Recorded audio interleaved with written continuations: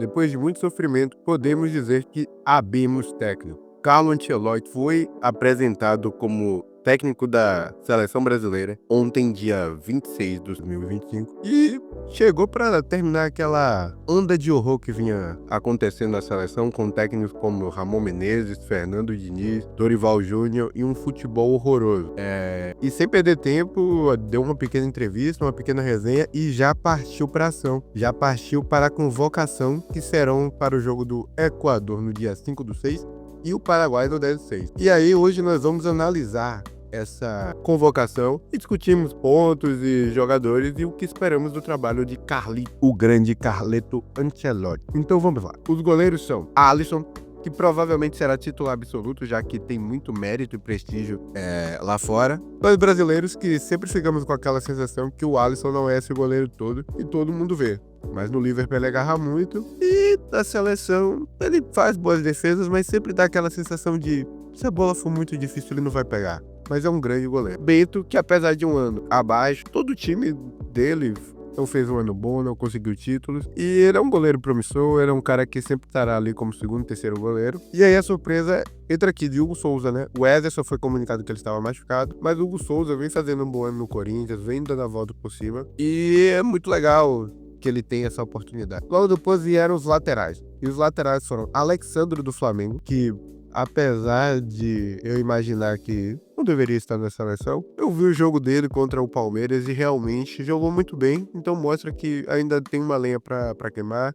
Talvez não de titular, mas pela experiência, por ser um cara conhecido por Ancelotti, ele trouxe. Carlos Augusto, que, poxa, não tenho o que dizer sobre o Carlos Augusto, já que ele tá na final da Champions, é um cara prestigiado e simplesmente está fazendo um bom ano. E já tem umas 2, 3 temporadas que ele vem se destacando positivamente, né? Vai ajudar mais no setor defensivo. Também ele joga em mais de uma posição, ele pode jogar no meio. É um jogador interessante. O lateral direito Wesley do Flamengo, que fez uma apresentação convincente quando jogou na seleção. É um bom lateral.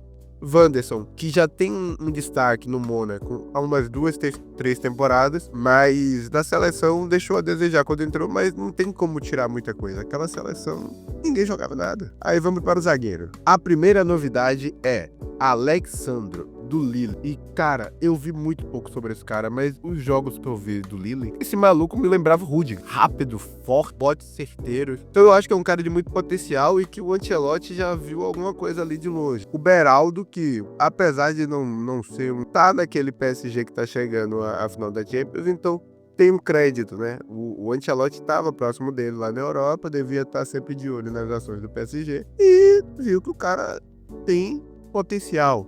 Quando o Beraldo saiu daqui, todo mundo imaginava que ele realmente seria um cara bem diferenciado. Vamos ver. Marquinhos, que voltou a jogar muito. Marquinhos está jogando muito no PSG. Tá ajudando o time a chegar até a final da Champions. Então, não tem como não ter esse nome aqui. Léo Ortiz, que pra mim é um grande zagueiro, um zagueiro diferente que temos no futebol brasileiro. Provavelmente o Ancelotti teve alguém aqui olhando o futebol nacional, porque ele chamou 5 nomes do Flamengo. Isso é bem interessante. E aí vamos para o cara que pra mim, eu entendo que só está ali por ser conhecido do Ancelotti, por ser um cara experiente, que é o Danilo. O Danilo entra como zagueiro. Não acho que ele deveria estar sendo convocado, mas ele é um cara que joga mais de um, é um cara experiente. Então vamos ver, né?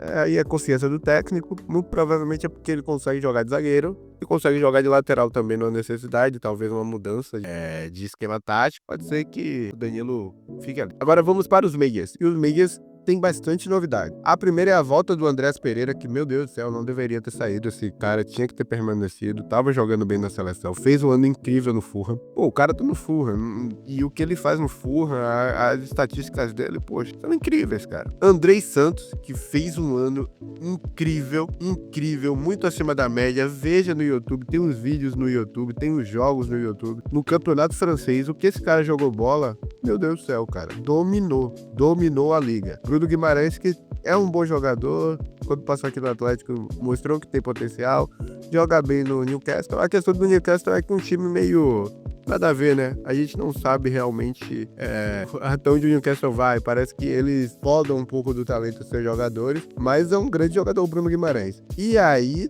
aí volta ele, Casemiro. Casemiro está de volta e era algo que todo mundo meio que já estava discutindo.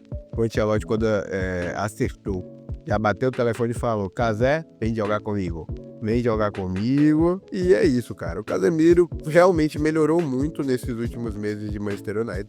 Nada daquele Casemiro no auge. Mas é um cara de boa força física e de experiência e que pode somar sim na seleção. Talvez, Casemiro, dessa vez, faz aquela falta, por favor. O Ederson, que é um jogador que está se destacando já umas 2, 3 temporadas na Atalanta também. Muita força física, uma boa saída de bola. Para mim, ele e o Casemiro ali podem fazer uma dupla se o time quiser deixar os atacantes um pouco mais livres, porque são caras de potencial defensivo grande, mas que sabem jogar com a bola. E aqui o Gerson, que é um grande jogador. Eu acho que o que impede o Gerson de jogar ali como meia mais ofensivo é o problema que ele não finaliza de média e longa distância, né? Um cara que quer levar muito a bola até dentro do gol. Isso dá uma certa agonia, mas o Gerson é um grande jogador, pô. A gente tá aí no Flamengo há 3, 4 temporadas mostrando que futebol é de alto nível e quando joga pela seleção, meu Deus do céu, sempre faz apresentações boas. E aí vamos pro ataque. E aqui já tem a primeira surpresa. O Antony estava perto do Ancelotti lá, o Ancelotti estava acompanhando, realmente deu a volta por cima, parece que o United tem alguma coisa que estava sugando esse cara. E aí no Betis, se emocionou no último jogo, estava todo feliz, e o Antony pode levar o Betis a um título, né? Isso é importante para um time como o Betis, é importante para a carreira do Antony, que, vimos no Ajax que ele jogava legal, que era um bom jogador, que tem o drible, mas no United virou um jogador que é mais lembrado pelas blades que faziam no meio do jogo, por entrar os 90 minutos com um olhar de gavião, sei lá que porra era aquela. E é isso, cara. Aí o Estevão, o Estevão faz um bom ano aqui no Palmeiras, o jogo contra o Ceará jogou muito bem, mas é um garoto jovem. Eu acho que o Estevão nessa tá como atacante, mas nas próximas vai estar ali como um meia. Eu acho que o Estevão, quando for pra Europa, já tá perto, né, de ir pro Chelsea, depois do Super Mundial de Clubes vai. É um cara que vai desenvolver muito a parte física e imagino que nós veremos o Estevão como meia armador, cara. Ele já tava jogando por dentro aqui pelo Palmeiras, mas eu imagino que o Carlito vai dar essa oportunidade pra ele, que ele disse que é onde ele gosta de jogar, né? O Martinelli voltando, e aqui eu imagino que o Martinelli voltou porque o Rodrigo tá machucado. Mas o Martinelli é um bom jogador, fez um ano abaixo do que ele já produziu no Arsenal, apesar do ano do Arsenal ser um ano bom, né? Mais um ano batendo na trave, mas é o Arsenal.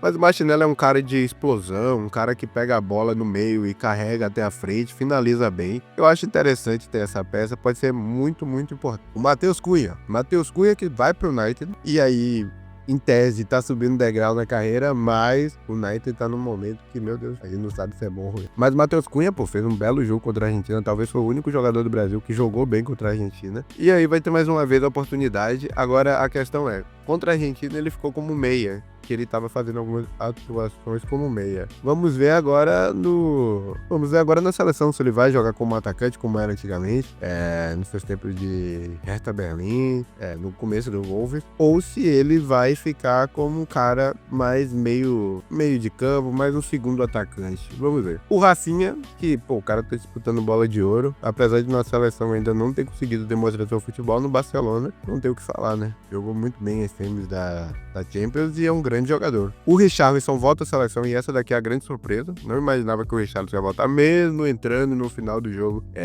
da Europa. Mesmo entrando, mesmo sendo um cara que em muitos momentos a gente viu que é um cara que faz gols. Apesar de todas as limitações, é uma posição carente. E o Richarlison tá ali. E acredito que com o Carlinhos ele vai conseguir desenvolver um bom futebol. Eles foram companheiros, né? O Carlos foi treinador dele lá no Everton. E ele foi a melhor fase dele, né? Projetou bastante ele. Não é à toa que ele foi contratado pelo Tottenham. E aí temos aqui Vini Júnior. E eu acho que esse cara vai ser o cara de toda a era Ancelotti. Pra mim, o time vai jogar pra ele. E a gente só tem uma coisa pra falar. Se tem alguém que pode fazer o Vini jogar bem na seleção, como ele jogou no clube que levou ele a ser melhor do mundo, irmão, é o Ancelotti, cara. É o cara que sabe o caminho das pedras. É o cara que já fez isso uma vez e o time jogava em função dele e funcionava. E aí, o Endrick não foi chamado. Não foi chamado. Não porque não teve minutagem pelo jogador do seu clube, mas sim porque está lesionado, o Endrick está lesionado, o Rodrigo está lesionado, o Ederson está lesionado, o Neymar está voltando de lesão e isso é importante. O Neymar jogou menos que 90 minutos nos 2 jogos que ele voltou contra o CRB e Vitória. Você vê um Neymar mais lento, um Neymar com a forma física que não está no auge, driblando menos, tocando muito mais e uma qualidade de passe surpreendente. O Neymar sempre teve isso, mas pô, os passes que o Neymar tá dando aqui no Brasil, meu Deus do céu. Mas você vê que ele ainda tá numa rotação abaixo. E aí tá sem explosão, tá um pouco mais lento. Então o Neymar tá voltando de lesão e quando ele se voltar, eu imagino que ele vai voltar fácil para essa seleção, apesar de muita gente falar, mesmo lesionado tinha que levar. Deixa o cara fazer. O Ancelotti ligou para ele, fez um lado político, não precisava porque, pô, o Ancelotti é o técnico da seleção, mas foi lá, ligou, fez um lado político, falou, Ney, agora não, mas depois, tamo junto, faz aí o seu que eu faço o meu. E, pô, isso é importante, isso é legal. É isso, estou ansioso depois do jogo para ver essa seleção jogar. Ver se já dá para sentir o dedo do Ancelotti nos primeiros jogos. Eu volto aqui e converso com vocês. Mas se você é 10 e faixa, deixa o like, compartilha, comenta aí. Fala aí o que você achou dessa convocação, se você acha que são bons nomes, que faltou alguém, que o Neymar tinha o que tal ou não. Se você acha que o Neymar vai voltar na próxima. E é isso, valeu, um abraço.